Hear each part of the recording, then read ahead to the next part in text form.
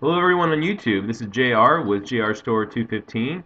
In today's video I'm going to be talking about how simplicity can actually help your business. Now I haven't seen any videos on this really on YouTube, but basically keeping your business simple and concentrating on the most important things can actually improve your business immensely. I think a lot of people get caught up in having these grand ideas of how they can make more money, and basically you just need to break it down to what are the easiest and the simplest things that I can do that are going to make the most money for me in my business. So the first thing is just know the best places to source your items. Now a lot of people will just go straight to the Goodwill or the Salvation Army because they'll think, oh well, this is the only place that I can really source items. But if you think outside the box, there are many other places, perhaps better places, where you can go to source your items. I'm not saying that thrift stores are not a good place, but the prices at thrift stores are going up these days. A lot of times, most of the items are $6, $7, even $9 or $10. So you need to give it another thought and think, well, where else can I source items? And some of the other places where you can get these items are like estate sales. You can get clothing, collectibles at estate sales where the whole house, basically all the contents of the house are for sale. And a lot of times, if it's like a 3-day estate sale, on the last day, items will be up to 75% off. So you can maybe even get like 5 or 6 clothing items for maybe like $3. So just think outside the box as far as where you can source items. Estate sales are great, garage sales, and then as far as thrift stores, wait for those half-off sales or $2 sales, and you're going to save a lot more money that way, and your costs will be much less when you're sourcing your items. Now, the next thing is you have to know what price to pay. Now, it depends on the item. If it's a really great item, if it's a brand that is really high end, then yeah, go ahead and spend up to like $5, $6. But for most clothing items and most collectible items, you don't want to spend more than say $2 or $3, in my opinion, because if you do that, it's going to really cut back on your profits. And there's really no reason to spend more than like $2 on an item because um, you can get plenty of items of clothing and you can get collectibles for even $2 at an estate sale, and you can turn those around and sell them for like $20 or $25. So try to keep your costs as low as possible, and that's going to really maximize your profit. The next thing is to quickly list your items.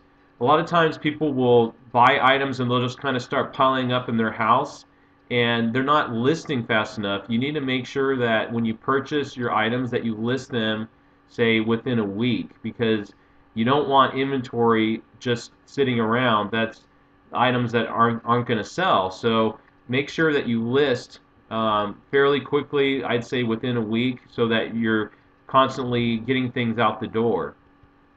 Next, make sure that you use a listing template. Now, what a template is you can create a little format, a little one-page Word document where you basically have your listing, and you can just copy and paste the information over to eBay. That way you don't have to retype your listing every time. Check out my channel. I have a great video on how to use an eBay template. It saves a great amount of time. And the next thing is price the item right. If you don't price the item right, it's going to sit for a very, very long period of time. So go on to eBay and see what the past sales were for a similar type of item, and make sure that you price it not too low or too high. You need to price it right at the right level, because if you price it too low, then the item, you know, won't sell, or sometimes because people think, oh, it must not be any good because it's only $5. I've experienced it sometimes when you raise the price, things will actually start selling better. So don't underprice it and don't overprice. And then wait for the sale. Once you list it, you need to be patient, because it's a lot of times it's just a matter of finding the right buyer.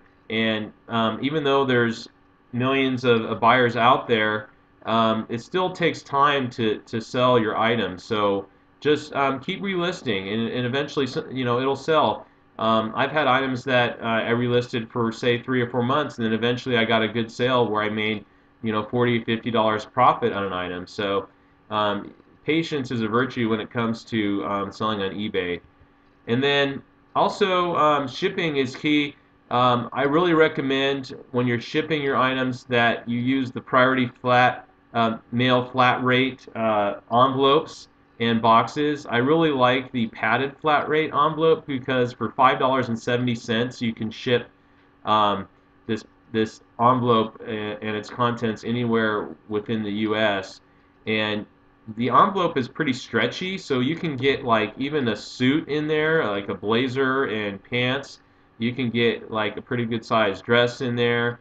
You can get jeans in there.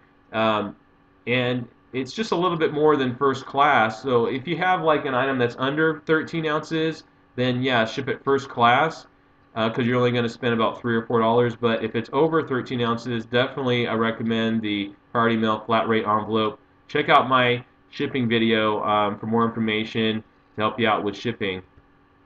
Now, as far as returns, people think, well, they may ask, well, should I have returns? Should I offer returns?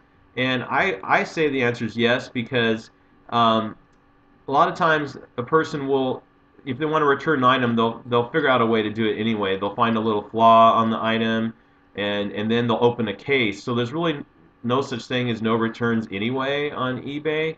So go ahead and offer returns, but the key is use a restocking fee. I always use a 20% restocking fee. That way, your shipping cost when you ship the item is recouped. Um, so I usually, will put on my listing that I'm going to charge a 20% restocking fee, and people are pretty good with that. And that way, I'm just recouping my original shipping cost. And as far as how do you keep your business really functioning well, the key is like customer service. You want people to feel confident in your service, and you want to keep your seller ratings high.